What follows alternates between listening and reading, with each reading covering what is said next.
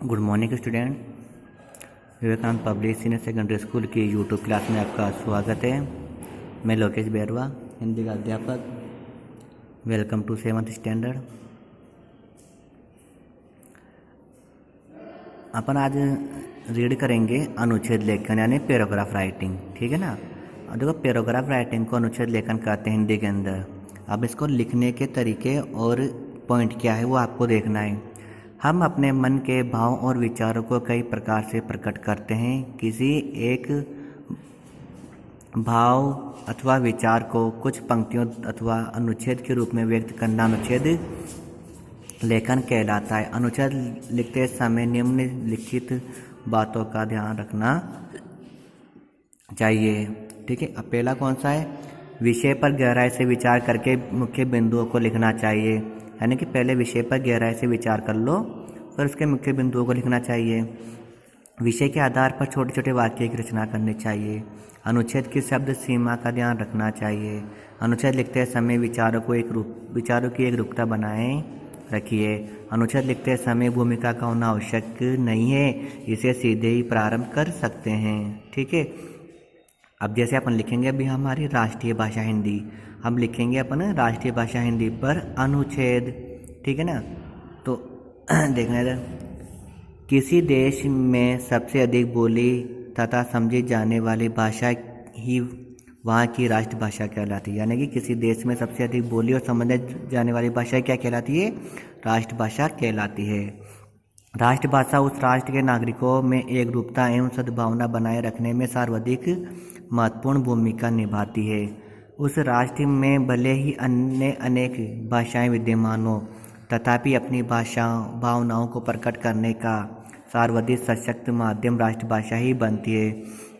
स्वतंत्रता प्राप्ति के बाद हिंदी को राष्ट्रभाषा के रूप में स्वीकार किया गया है।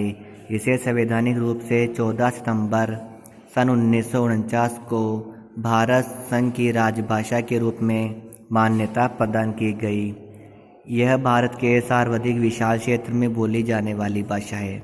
यानी कि हिंदी भाषा क्या है? अपनी स्वतंत्रता प्राप्ति के बाद राष्ट्रभाषा के रूप में स्वीकार किया गया है। जब हमारा देश आज़ाद हुआ था ना, उसके बाद में ही क्या किया गया था? इसको राष्ट्रभाषा घोषित किया गया था। और इसे सन 1949 को तारीख 14 सितंबर को राष्ट्रभाषा के रूप में मान्यता प्रदान की गई थी, ठीक है।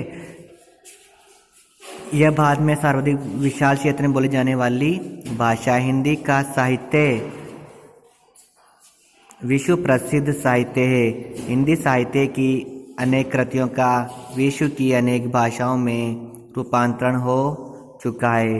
हिंदी हमारी राष्ट्रभाषा है, इसकी उन्नति ही हमारी उन्नति है। अतः हमें अपने व्यवहार में हिंदी का प्रयोग करते हुए इसके प्रति उदार दृष्टिकोण अपनाना चाहिए।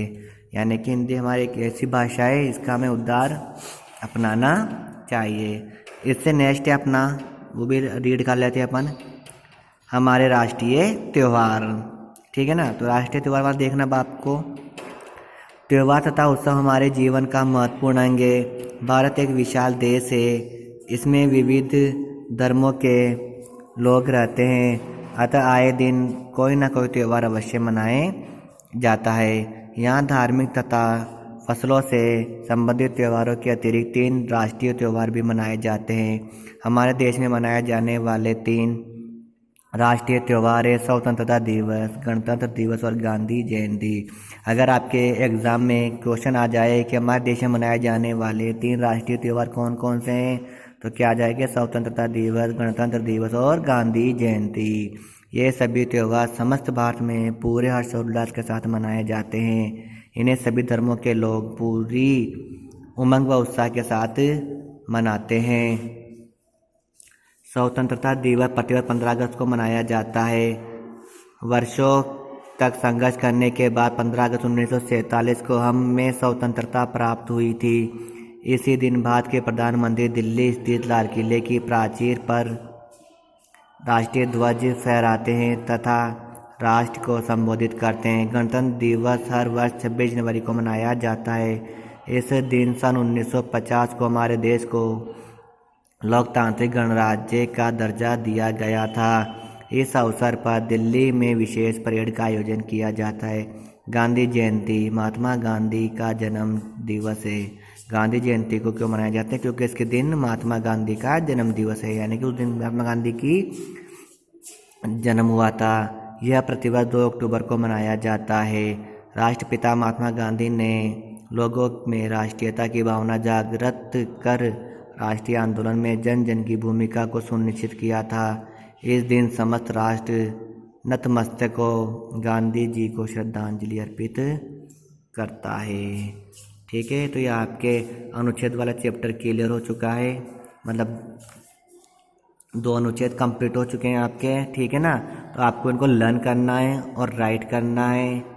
ठीक है, ओके, थैंक यू, बाय।